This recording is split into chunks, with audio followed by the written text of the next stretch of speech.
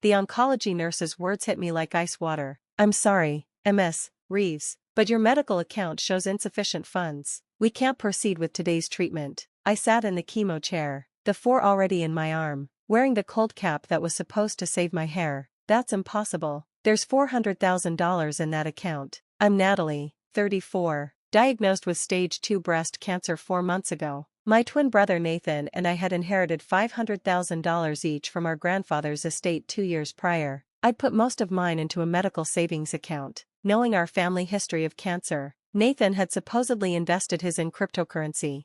"Check again," I said, my voice shaking. "Account number 4-4-7-8-9-2. The nurse typed, her face sympathetic but firm. "Zero balance as of yesterday." My hands trembled as I called Nathan. He answered on the 3rd ring, background noise suggesting he was at a restaurant.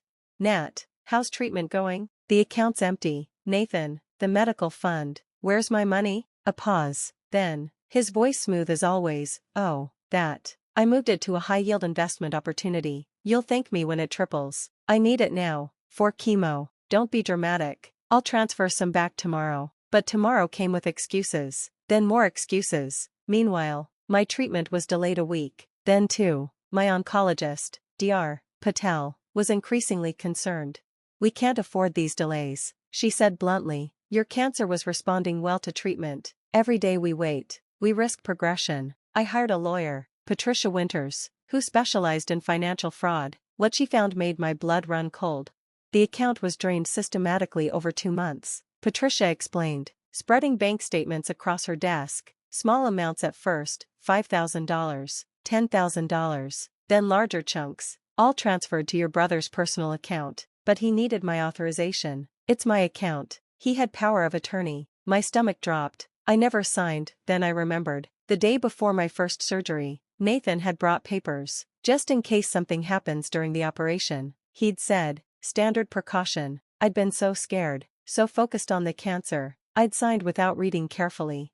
Patricia pulled up more records on her laptop. "Here's where it gets interesting. Every withdrawal was followed within hours by charges in Las Vegas, Caesar's Palace, Bellagio, MGM Grand." "He gambled it? My cancer treatment fund? All $400,000. Plus," she turned the screen toward me, "he took out 3 personal loans using your medical diagnosis as hardship evidence. Another $150,000. The room spun. Nathan and I had been inseparable once. Same face, different gender, same laugh, same stubborn streak. But after high school, he'd changed. The failed businesses our parents funded, the gambling weekends he called networking trips, the girlfriend who left him, claiming he'd stolen her credit cards.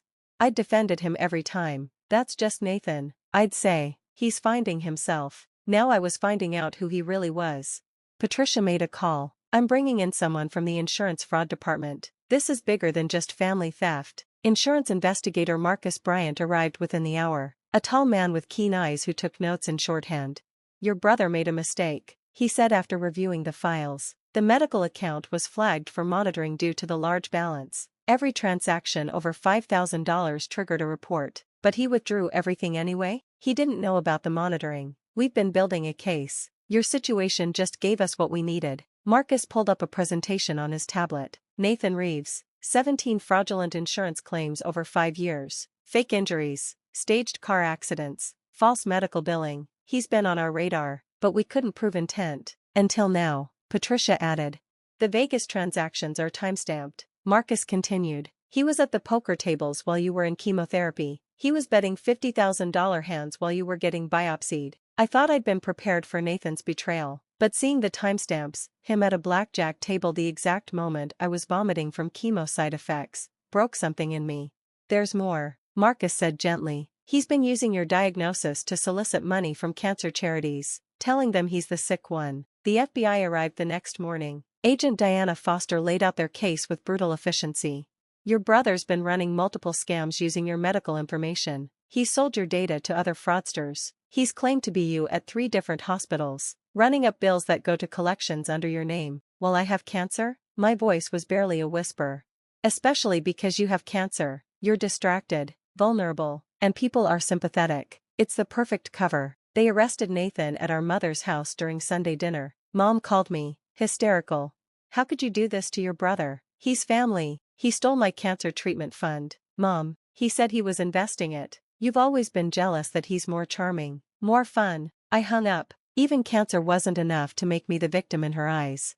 The evidence was overwhelming. The FBI had been tracking Nathan's fraud ring for 2 years. My case connected the dots. He'd recruited others, desperate people with medical debt, teaching them to fake injuries, file false claims, steal from their own families.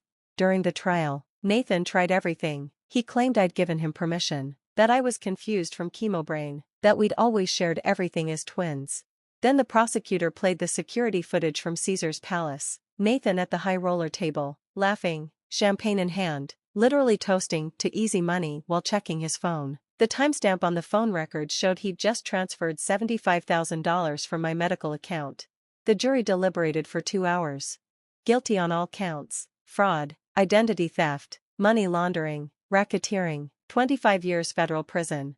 As they led him away, Nathan caught my eye. I would have paid it back, he said. You know I would have. No, I replied. I don't know that at all. The real truth came out during asset recovery. Nathan hadn't lost all the money gambling. He'd won sometimes, big wins totaling nearly $200,000, but instead of replacing what he'd stolen, he'd bought a boat, a motorcycle, and put a down payment on a condo in Miami under a fake name. The authorities seized it all. I got back $180,000, enough to resume treatment. Various cancer charities he'd defrauded donated another $50,000 to my legitimate fund. The hospital, mortified by the publicity, offered to cover the rest of my treatment at cost. Dr. Patel was blunt at my next appointment. The delay caused some progression. We need to be more aggressive now. Stronger chemo, radiation, possibly surgery. Will I survive? Your odds are still good, but they were better before. I underwent 6 months of aggressive treatment, lost my hair despite the cold cap, lost weight, lost the feeling in my fingers and toes, but I survived. The cancer went into remission. Nathan wrote me letters from prison. I returned them unopened until they stopped coming. Mom chose him, visiting weekly, putting money in his commissary account while never once attending my chemo sessions. I made peace with that. Some people can't see past their favorites, even when those favorites are destroying their other children. A year after my last treatment, I was at a survivor celebration when a woman approached me.